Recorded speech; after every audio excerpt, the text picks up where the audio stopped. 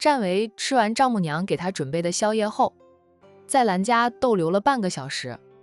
兰若若催他回家休息，他才恋恋不舍地离开。他一走，兰爷爷就打呵欠了，对孙女说道：“阿维向你求婚了，你们俩早点去领证，我的孙女婿就不会飞了。”爷爷，他若是会飞，领了证照样会飞，不会飞的就不会飞，怎么样都不会飞。放心吧，他是我的掌中物了，飞不了的。兰若若自信得很，战维对她的爱是真心的。去了一趟管城，他相信了，战家的男儿一旦动心，真的会疼着爱着老婆一辈子。嫁入战家的女人都很幸福。爷爷，我嫁给战维，以后回娘家就远了，你们就没有一点舍不得我的吗？兰太太说道：“阿维的生意在这边，他留在阳城的时间更长，他在这里又有房子，你们婚后可以住在他的房子里，也可以回来住，我们随时欢迎你们回来住。逢年过节就跟阿维回去跟他家人聚一聚。远什么远呀，如今交通发达得很，坐高铁可以，也可以坐飞机，自己开飞机过去都行，只要你会开飞机，能开飞机。”兰若若笑道：“我看你们就是心急的将我扫地出门，说的哪里话呀？你就算嫁了人，也还是我们兰家的孩子，兰家的大门永远为你打开，兰家也永远是你的后盾。以后夫妻俩若是吵架闹矛盾了，你下手轻点，别打坏我女婿就行。”兰若若哭笑不得：“妈，你就不怕你的女儿被欺负的呀？战维不会欺负你，他满心满眼都是你。真吵架闹矛盾，肯定是你打他，他不会还手的，还怕你打他打痛了手呢。”兰若若：“妈，很晚了，你和我爸赶紧上楼休息吧，爷爷也是。”兰爷爷乐呵呵地走了。兰父也对老七说道：“咱们也去休息吧。若若，咱们家的户口本，你妈放到你房间的梳妆台上了，什么时候领证随便你们。当然，我们是希望你们早点领证的，然后就开始筹备婚礼。”兰若若走过去，给了父母一个拥抱：“爸妈，让你们操心了，你这话让爸妈惭愧啊。爸妈没有真正为你们兄妹俩操心过，都是你们爷爷在操心的，以后呀，可得好好孝顺你爷爷。”兰父拍拍女儿的肩膀，欣慰地道：“你兄妹俩都成家立室，我和你妈也就放心了。等你和战维办了婚礼，我和你妈又准备出去旅游，可能会去很长的一段时间。当然了，你若是怀孕，我们要当外公外婆，不管我们在哪里，都会第一时间赶回来。”兰若若失笑，她都还没有和战维领证呢，父母就想到当外公外婆的事了。兰父兰母上楼去了，兰若若在沙发上坐下来，发现母亲没有拿走的那本书竟然是育儿的书。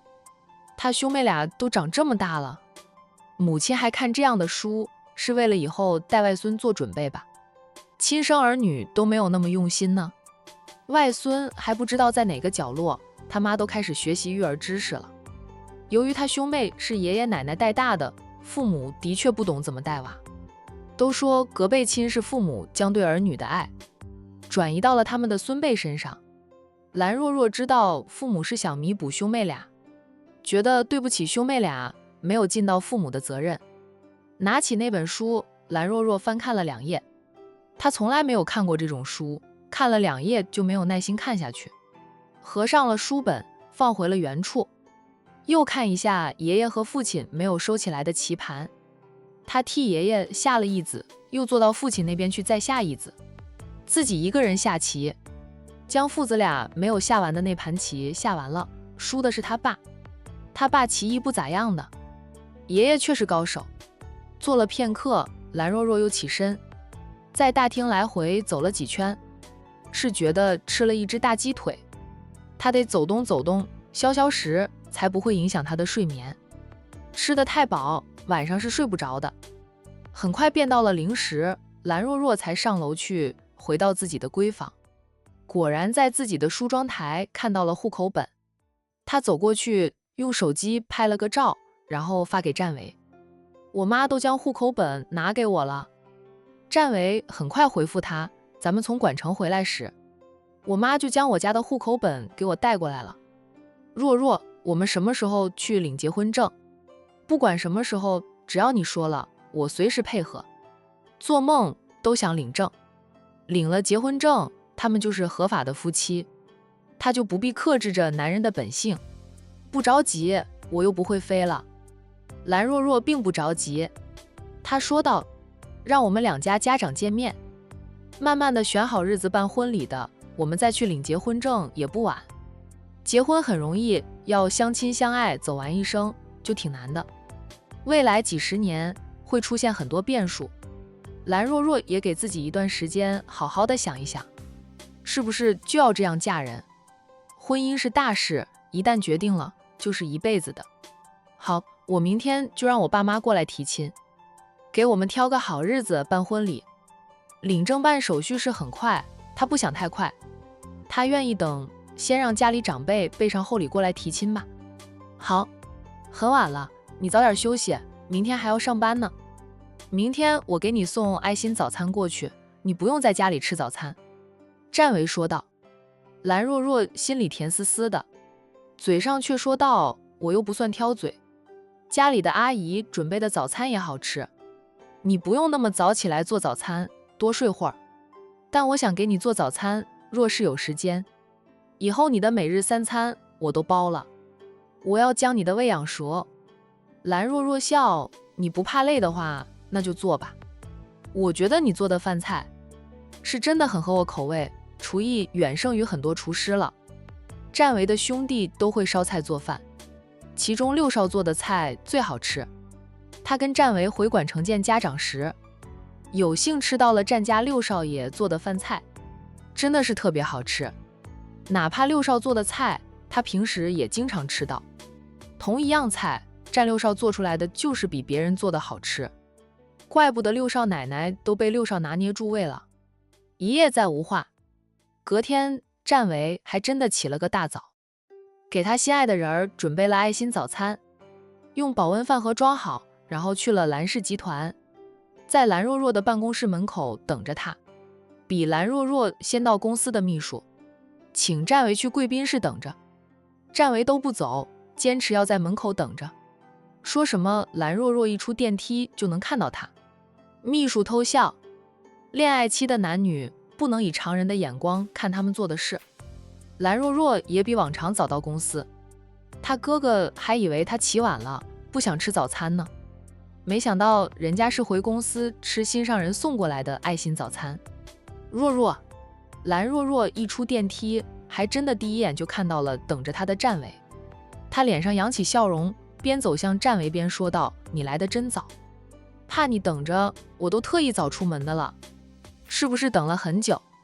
战维俊脸上满是宠溺，没有，我也是刚到的，怎么不去贵宾室坐着？我想你一出电梯就看到我。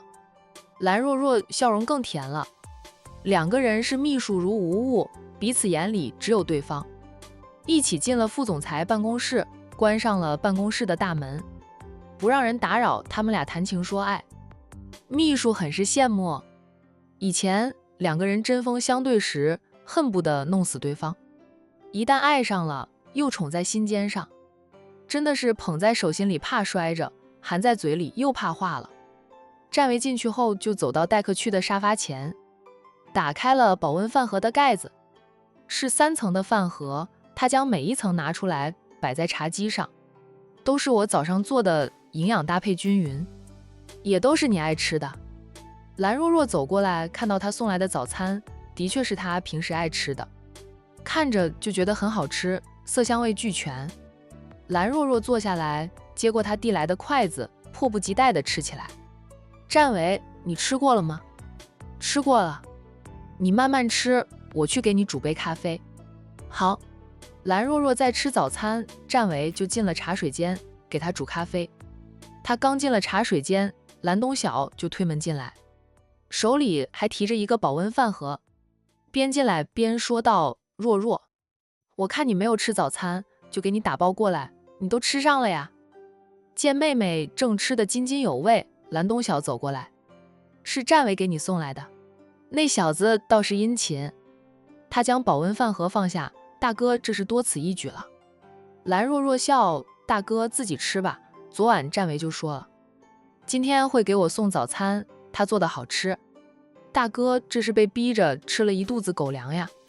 蓝东晓在妹妹的对面坐下来，他不知道占维在茶水间里，问妹妹，我那准妹夫走了，我怎么没有看到他？在茶水间给我煮咖啡，哥，你要不要喝咖啡？让占维多煮2杯。占维探出头来，叫了一声大哥后，我听到大哥说话的声音，就多煮2杯了。大哥，你也给若若送早餐呀？忘记跟你们说了，以后若若的早餐我包了，我每天给她送过来。蓝东晓说他占维，你可不能厚此薄彼啊！你能和我妹妹走到今天，也有我的一点功劳的。若没有我的推波助澜，你们俩可能都还没有看清心意呢。你给若若准备早餐，怎么不给我也准备一份？占维笑，只要大哥不嫌弃我的厨艺，那我以后多做点，也给大哥送一份。逗你的，我就不跟我妹妹抢了。你说的是每天，真能做到？占维认真的道，我占维言出必行。说到做到，不仅仅是早餐、午晚餐，只要若若想吃我做的，我也可以天天给她做。那你岂不是成了家庭妇男？不用管你的杨太了，小心杨太倒闭了。占维说道，杨太现在稳如泰山，就算我不经常在公司，也能正常运转。他早就培养出一批又一批好的管理团队，就是长啸都被他抓来重新熟悉公司事务。长啸才是杨太的开创者，岂能让他一直当甩手掌柜？长啸他最后悔的事就是跑到公司吃占维的瓜，结果被占维抓住，要他重新熟悉公司的事务，尽到一个老板该尽的义务。常太太都说他为了吃瓜断送了逍遥日子。长啸要管着公司的事，就没有那么多时间陪着妻儿子女。常太太习惯了老公当甩手掌柜的一家人经常一起出门旅游，当长啸重新当起老板，常太太还真的不习惯。确实没有办法似的，毕竟杨太是长啸创建的，他当了这么多年的甩手掌柜，如今杨太在阳城属于实力雄厚的大公司了，很多事情长啸只需要按部就班就行，也不用他怎么操心，下面还有那么多能干的管理团队，比起他以前带着杨太折腾时好了不知道多少倍。长啸不止一次叹息，他的女儿还小，要是他女儿有20出头，几大也要将占维拐成自家女婿，就不会便宜了蓝若若。可惜啊，他的女儿太小了，得叫占维一声叔叔呢。笑哥也回公司了，他是杨太的创始人呢。蓝东晓早就听说了长啸被占维抓回公司管事了，长啸还是想吃瓜，跑回公司，结果被占维连逼带下，不得已结束甩手掌柜的好日子。他上次参加一场商业酒会，就遇到了长啸，特意打趣了长啸一番。长啸当时笑得比哭还难看，蓝东晓就舒服多了。大家都是当老板的，凭什么长啸可以什么都不管，坐等收钱，逍遥自在？他们这些当老板的却累死累活的。他们这些人早就对长啸羡慕嫉妒恨的。就是吗？杨太又不是你一个人的，他才是创始人，才是真正的老板。他逍遥自在那么多年，也该挑起责任了，你才能有时间陪陪我妹妹。虽说你求婚成功，你们俩还是要继续培养感情的，闲时就约约会、度度假什么的，怎么自在怎么来。若若也不用担心公司的事，你要是和占维出去度假，你的工作都交给大哥。蓝若若看大哥两眼，我又不是恋爱脑，只顾着恋爱，我和占维就这样恋爱不行吗？我觉得挺好的呀，白天大家都忙着自己的事业，下班了在一起吃饭、逛街、看看电影，周末自驾游，不也很开心，甜蜜而幸福？蓝东晓说你是真不会享受呀，大哥肯接过你的工作量，你还不想完了？蓝若若已经吃得七七八八了，我觉得我和占维这样就挺好的。战维给他准备的早餐，每一样的量都不多，不过全都吃完，他也能吃饱。战维端着2杯咖啡出来，兄弟俩一人1杯，然后他又回到茶水间里，他也给自己准备了1杯咖啡。自从恋爱后，战维就不着急回公司，每天都想赖在蓝若若的身边，恨不得化身成为她的挂件，那样就能一直在一起，不分开了。哪怕是各自上班，战维都觉得是分开，特别的想他。如今他算是理解哥哥们恋爱后就爱偷懒，不想上班了。他也一样的。昨晚你们俩搞出来的阵仗是真大呀，媒体都报道了，上了咱们市的八卦新闻热搜。蓝东晓其实是很开心的，战维求婚现场布置得好，又当着那么多人的面前求婚，说明战维很爱他的妹妹，最牵挂的妹妹总算找到了好归宿。蓝东晓替妹妹感到高兴，又有点舍不得。战维挨着蓝若若坐下，我没有想引起多大的轰动，只是想浪漫一点，只要他用心了，若若感受到就行。什么时候结婚呢？蓝东晓问道。我今早打电话给我爸妈的了，让我爸妈今天就过来。蓝东晓点点头，又感叹了句：你们俩进展得真快，也很顺利，让人羡慕嫉妒恨，连个情敌都没有。妹妹是有情敌的，不过妹妹的那些情敌都很理智，知道战维喜欢的人是若若后，那些爱慕者就死了心，知道比不过若若，也不敢针对若若，若若背后的蓝家他们惹不起。当然了，若若也不是任人欺负的，情敌们理智，向战维表白遭拒后，就退回到合作关系的位置上，对战维死心。不愧是各行各业的女强人呀，拿得起放得下。战维就没有真正的情敌了，张成只是和若若相过亲，两个人并没有真正的动心，算不得情敌。蓝若若说，哥哥你也赶紧将我嫂子娶进门，我们顺顺利利的，不好吗？你想我有无数的情敌，你是有不少情敌的，只是你的情敌很理智，自知无望后就撤了，拿得起放得下。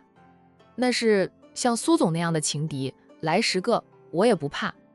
蓝若若反而欣赏苏总这样的情敌，光明磊落，理智，能够接受现实，不会死缠烂打，更不会做出伤害人的事情。想想他和战维的恋情的确是很顺利，可能是他们俩认识了5、6年的原因吧，一直针对着对方，彼此都了解对方。从相杀到相爱，只要他们接受了关系的转变，就没有任何的心理负担，不用刻意去培养感情。他们早就从相杀相爱中培养出了感情。你就嘚瑟吧，我和你准嫂子打算年底结婚了，你们俩挑的好日子要是在我们前面，你们先结婚也是可以的，大哥没意见。蓝东晓不着急，不过女友家里颇有点着急了，因为他女友跟他是同年的，30出头了。女人30出头还没有嫁，家里长辈都会着急。现在还不确定什么时候，我俩都还没有领结婚证，等婚礼准备的差不多了，再去领结婚证也不迟。蓝东晓嗯了一声。战维看到若若吃饱了，便收拾保温饭盒，然后拿进洗手间清洗。蓝东晓看着他做这些事情，觉得他做得很自然。在战维走开后，蓝东晓小声对妹妹说道，若不是你和爸妈都过去了战家的老宅，我都不相信战维会是千亿豪门的少爷，他太接地气了。不只是他，他的兄弟都差不多，也就他大。哥有点高高在上，给人的感觉很冷，不好相处。不过他大哥在彤姐面前，那是温柔体贴的很。蓝东晓笑，当家人是不一样的，需要有机微，有威严。哥也是我们家的当家人，怎么不见哥激一下威？有威严一点，整天那么八卦，操那么多步，该操的心都快成个八卦工了。不知情又不熟悉你的人，准会把你当成公司打杂的，没有一点当家人的威严。蓝东晓怎么扯到大哥身上了？大哥虽然不摆谱，蓝氏集团却在大哥的掌控之中，也没有人不服我的。兄妹俩从小由爷爷奶奶带大，跟在爷爷奶奶身边，很小的时候就开始跟着回公司，10几岁的时候就开始跟着爷爷谈生意。公司的事，爷爷从来不瞒着他们。公司里的元老们看着他们长大，也清楚他们的能力，哪怕他没有战役那样的威严，他这个蓝氏集团的继承人，也没有人敢看轻了去。大家对他亦是心服口服的。大哥有些地方也要跟战维学一下，这样能让我未来大嫂对你死心塌地。我跟战维学什么？蓝东晓反问着妹妹，她一点都不输于战维。哦，颜值比战维差一点。战维的颜值能打10分的话，他的是7分。颜值是生成的，他又不想去整容，就没有必要跟战维比较了。体贴呀，没看到战维体贴我吗？他的体贴让我很幸福，被爱包围着。他为了让我吃好早餐，都说了以后每天都起来给我准备早餐，并送到我们公司来。刚才我吃的早餐，大哥也看到了，很是丰盛，也很好吃。大哥从来没有给我未来大嫂送过爱心早餐吧？倒是我未来大嫂给你送过。大哥在厨艺方面也要加把劲，以后拿捏住我大嫂的胃，还怕我大嫂被人抢了吗？蓝东晓，我每天那么忙，哪有时间下厨，深夜回家，早上又要正常上班，睡都睡不够。你未来大嫂体谅我，所以给我送过爱心早餐。他说也是他早上起来亲自给我准备的，不过他也很忙，经常出差，到处飞，一年能给我送上3次早餐，你哥我都心满意足了。